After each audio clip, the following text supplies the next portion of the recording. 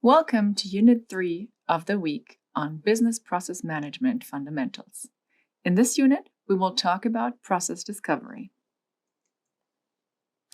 For your orientation, here's the overview of the course, and before we get started in today's topic, let's recap on what we've learned in Unit 2. In Unit 2, Process Identification, we have talked about the two scenarios of process identification of either designing the process architecture of an organization initially or determining the scope for a process improvement endeavor. We have also talked about the most important governance topics to be considered during the phase of process identification, which were the process architecture and the level concept, a meaningful BPM organizational setup, and the definition and training of the key roles. Also, we have talked about critical success factors of process identification, and we took a look at how processes are structured at SAP. Now it's time to kick off Unit 3, Process Discovery. After creating a process architecture, it's time to fill it with life. During process identification, processes have been determined on a high level, but what are the activities and process steps carried out within the operational processes? And who's responsible for carrying them out? And which systems are they supported by? Well, these are the questions we can find answers for in well-designed process models. Process models are flow diagrams that visually show the sequence of activities and the roles they are carried out by. Some of them might already exist, and some of them might need some update, and some of them we will have to create from scratch. If they need to be created, we need to discover what they might really look like by creating as-is process models of the current processes. There are three common approaches to discover processes to find out how things are really done. We can simply ask people who are really performing them by conducting interviews or workshops with them. Conducting interviews with individuals may be a little more time-consuming, but it has the advantage of creating a higher level of trust between the interviewee and the interviewer, which leads to honest answers and displays different points of view. Conducting collaborative process workshops has the advantage that you can identify different perspectives at once and discuss them immediately. This approach is also great for redesigning processes. The third approach to discover a process is to gather process evidence about it. This evidence may consist of all kinds of existing documentation. Such insights could be drawn from IT systems or even just by shadowing an employee at work. As you can imagine, analyzing system dashboards or reports becomes more and more common as a growing share of processes are digitally supported. Let's talk a little bit more about these process models. And just to give you a rough orientation, I brought this slide with me from Unit 2.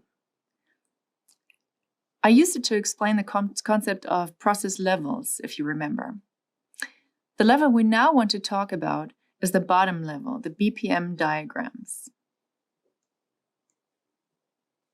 What you can see here is a very simple, classic business process model. It describes who is doing what and in which system. Generally, one can say that modeling processes generates the following advantages. Most people understand a picture much better and quicker than written text. All information is visible at a glance to different stakeholders, and it creates transparency and improves process communication. Business and IT colleagues finally speak the same language, and we can connect different processes across functions. And process models increase control and consistency. But to ensure that all parties speak the same common language, we need standards and guidelines to model processes. The most common modeling language is called BPMN 2.0. And let's take a look at that.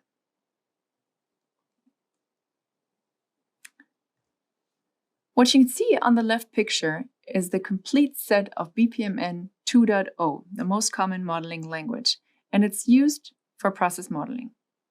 At this point, I would like to clarify that process modeling is not to be confused with process management. A lot of people seem to think that once a process is modeled, they have done their job of managing a process.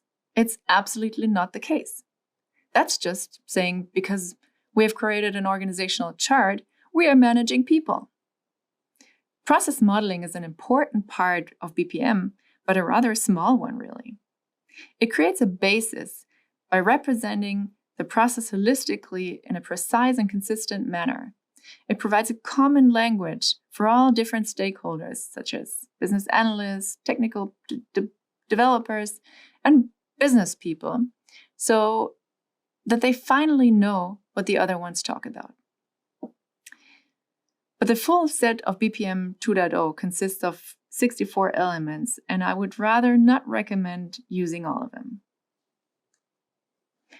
If you ask me, I would highly recommend to take some complexity and reducing the objects to the really necessary ones.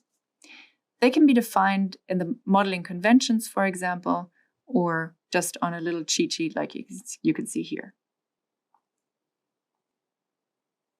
Speaking of modeling conventions, once you start modeling processes, there are a bunch of topics and questions which will come up. The modeling conventions of an organization are the set of rules which should give answers to all these questions. This way, the overall quality and consistency of models can be improved even if many modelers are involved in designing business processes within BPM. Typically, these conventions are divided into the following 5 groups: architecture, layout, naming, notation, and process structure. And again, besides the full-blown handbook version, I recommend creating a modeling convention cheat sheet summarizing the most important rules to follow. The right picture is an example of SAP's modeling conventions, little cheat sheet for everyone to model a process. Now, one last modeling approach I would like to talk about is journey modeling. It's a way of visualizing the touch points with a certain group of process participants, most commonly customers or employees. It visually displays how this group experiences a specific process just from the other side. As customer experience is an important advantage in competitive markets, journey modeling is a great way to explain this perspective in an understandable way and to make it accessible to everyone within the organization. Because only when the creators of a product or a service fully understand the customer perspective, processes can be improved in a way that it optimizes the customer or employee experience. All right, it's time to check which products of the SAP Signavio suite will come in most handy during the phase of process discovery. The most obvious one, of course, is the Process Manager. It has been one of the best process modeling tools in the market for over a decade and helps you to model your processes at different statuses and compare them to one another. It allows you to work on processes with multiple stakeholders who can model and approve it. The Journey Modeler, as I've introduced to you, helps you to visualize the journey of a customer or employee along a certain process. The Collaboration Hub allows you to publish a process to a desired group of people within an organization. This group can read and comment on each element of the process. At SAP, for example, we publish our processes to the entire internal and external workforce to create maximum transparency on our processes. Process Intelligence is SAP Signavio's mining solution, which can also help to discover processes. So let's summarize the important success factors of process discovery. To be best prepared, try to leverage existing documentation before conducting interviews or workshops. Make sure that data used is accurate and leverage existing data sources, as data is outdated super quickly nowadays. Remind yourself to focus on the as-is. You will see that talking about as-is processes will automatically get you thinking about improvement potential and possible solutions. This is not the time. We only want to capture the current situation at this point. Ensure availability and accessibility of important stakeholders. Also, consider taking an outside-in view to combine the inside out.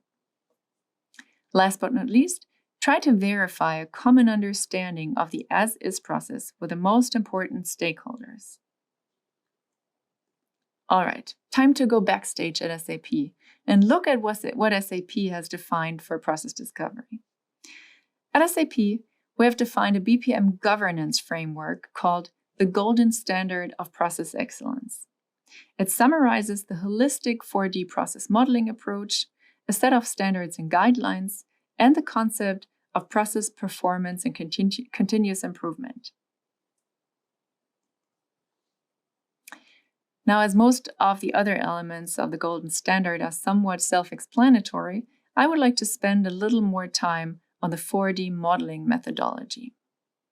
One day, Christian Klein mentioned at lunch that visualizing processes in general is helpful, but that instead of only seeing who is doing what, it would be of even greater value to have the supporting systems and the main data object visualized with a process model. So we created a new modeling approach which displays processes in a holistic manner, taking into account the 4 most important dimensions of a process: process steps, roles, IT systems, and data. Modeled in 4D, a process model now answers the questions of who is doing what, which systems and applications are supporting the process step, and what data is flowing in and out of the activity. If you're interested in more details around the Golden Standard of SAP or the 4D process modeling approach, please feel free to contact me in the course forum. Now let me wrap up the session 3 by summarizing our key takeaways real quick. At first, we have talked about that in essence, process discovery is the gathering of process models in an organization.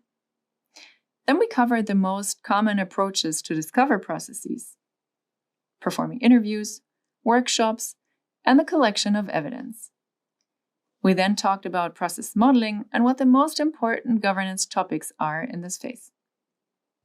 We talked briefly about the topic of journey modeling and which of the Signavio suite products can best support the activities in process discovery. Finally, we sneaked into the overview of SAP's Golden Standard and the 4D process modeling approach. I would like to thank you for your attention, and I'm looking forward to welcoming you to the next unit on process analysis.